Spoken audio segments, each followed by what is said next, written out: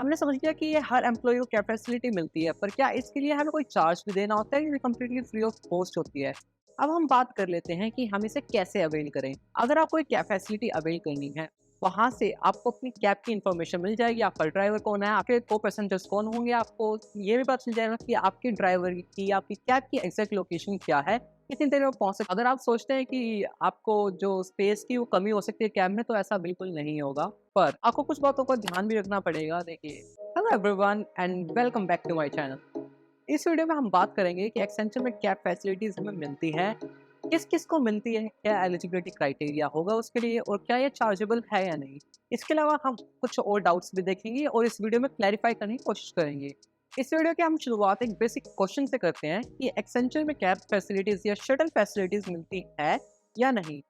इसका सिंपल सा आंसर है यस। एसेंचर में कैब फैसिलिटी या शटल फैसिलिटी हर एक एम्प्लॉय को मिलती है। अब हम इसी से रिलेटेड दूसरा क्वेश्चन देख लेते हैं।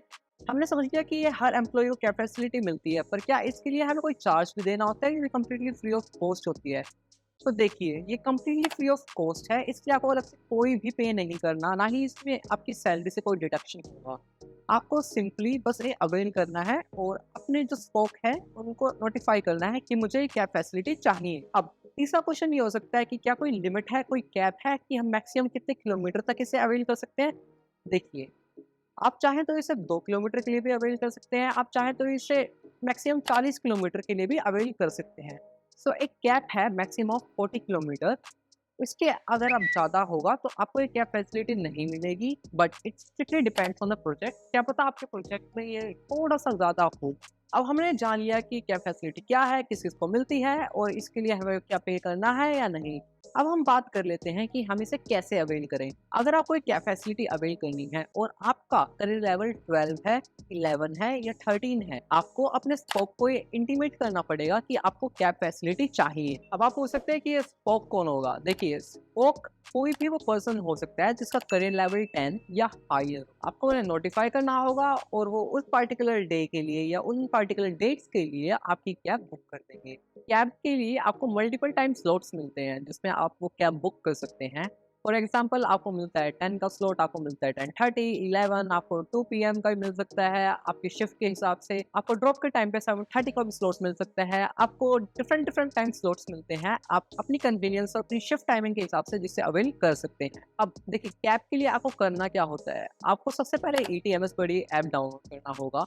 वहाँ से आपको अपनी कैब की इन्फॉर्मेशन मिल जाएगी, आपका ड्राइवर कौन है, आपके को-पैसेंजर्स कौन होंगे, आपको ये भी पता चल जाएगा कि आपके ड्राइवर की, आपकी कैब की एग्ज़ैक्ट लोकेशन क्या है, कितनी देर में पहुँच सकते हैं। इनके लिए आप उन्हें कॉल भी कर सकते हैं, लेकिन कॉल का ऑप्शन सिर्फ़ और सिर्फ़ पिकअप के लिए अवेलेबल होगा। इसके अलावा आपको उस ऐप में जियो कोडिंग करनी होगी। जियो कोडिंग का फ़ायदा ये होगा कि आपकी एक लोकेशन सेट हो जाएगी जहाँ से ड्राइवर आपको पिक करेगा और ड्रॉप करेगा। पर शटल के केस में ये नहीं होगा। शटल के केस में आपको एक लोकेशन चूज़ करनी पड़ेगी, वो अराउंड आपके घर के 100, 200, 300 मीटर्स भी हो सकता है।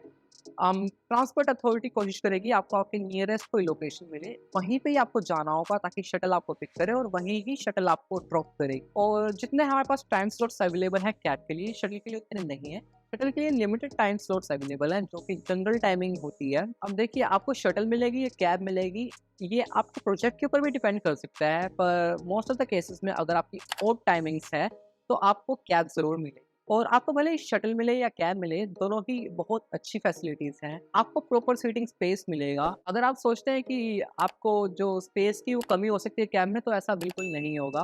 पर्सनली मेरे साथ ऐसा भी हुआ है कि ड्रॉप के टाइम पे मैं अकेला था और तब भी मेरे लिए 7 सीटर कार ही भेजी है उन्होंने कैब के लिए। अब आपको काफ़ी रोज़ी पिक्चर लग रही होगी कैब सर्विस की, पर आपको कुछ बातों का ध्यान भी रखना पड़ेगा। देखिए, कैब आपके घर में अराउंड 2 आवर्स पहले और एटलीस्ट 1.5 आवर्स पहले आ ही जाएगी। फॉर एग्ज़ाम्पल, अगर मेरी शिफ्ट टाइमिंग है 2 पीएम आफ्टरनून शिफ्ट, तो कैब मेरे घर पे अराउंड 12 पीएम आ जाती है। इसके 2 रीज़न हैं। पहला, वो ये कंसिडर करते हैं कि ट्रैफ़िक भी हो सकता है रास्ते में और हम आपको आपकी शिफ्ट टाइमिंग से पहले पहुँचा देंगे। दूसरा रीज़न ये है कि उस टाइम पे कोई और को-पैसेंजर भी होगा, को-पैसेंजर्स भी होंगे जिन्हें पिक करना है और वो एक वेट टाइम कंसिडर कर लेते हैं कि अगर ड्राइवर पहुँचता है तो अराउंड 5 टू 10 मिनट्स हर एक पैसेंजर लगा देगा और तब जाके वो कैब में बैठेगा। तो सारा टाइम कैलकुलेट करने के बाद वो अराउंड आपको 2 घंटे पहले या एटलीस्ट 1.5 आवर्स पहले लेने आ जाते हैं। इसका नुकसान ये है कि आप अपनी शिफ्ट टाइमिंग से काफ़ी पहले ऑफिस पहुंच जाओगे।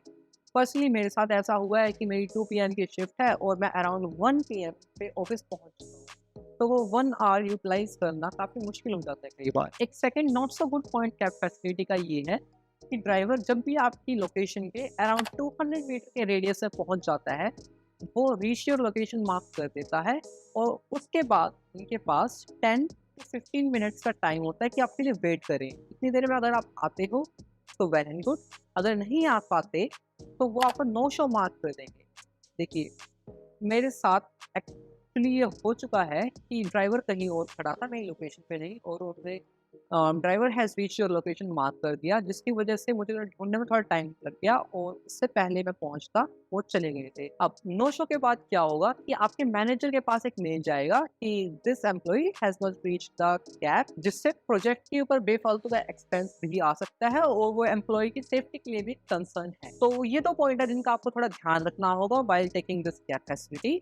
अब आप कहेंगे भैया ठीक है, इन बातों का मैं ध्यान रख लूँगा या ध्यान रख लूँगी, लेकिन मेरे को अगर ये बुक करनी है तो क्या मुझे कोई पॉइंट कंसीडर करना है? जी बिल्कुल।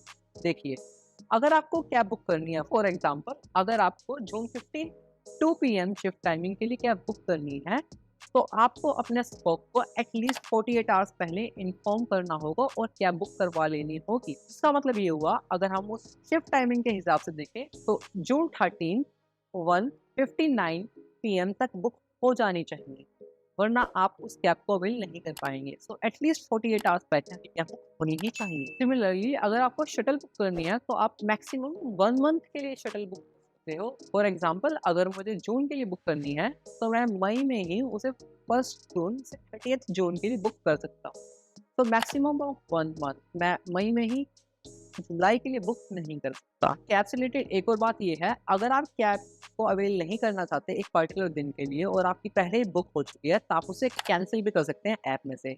पर आपको पिकअप के लिए एटलीस्ट 6 आवर्स पहले उसे कैंसल कर देना होगा और ड्रॉप के लिए एटलीस्ट 2 आवर्स पहले तक उसे कैंसल कर देना होगा। और अगर आप उस दौरान नहीं कर पाते और आप उससे लेट हो जाते हैं, तो आपको या तो कैब फैसिलिटी यूज़ करनी पड़ेगी, वरना आप नो शो मार्क हो जाओगे। अगर आप सोच रहे हो कि मैं अगर खुद के व्हीकल से जाना चाहता हूँ, मैं अपनी कन्वीनियंस के हिसाब से जाना चाहता हूँ, तो क्या मेरे पास वो ऑप्शन होगा? बिल्कुल।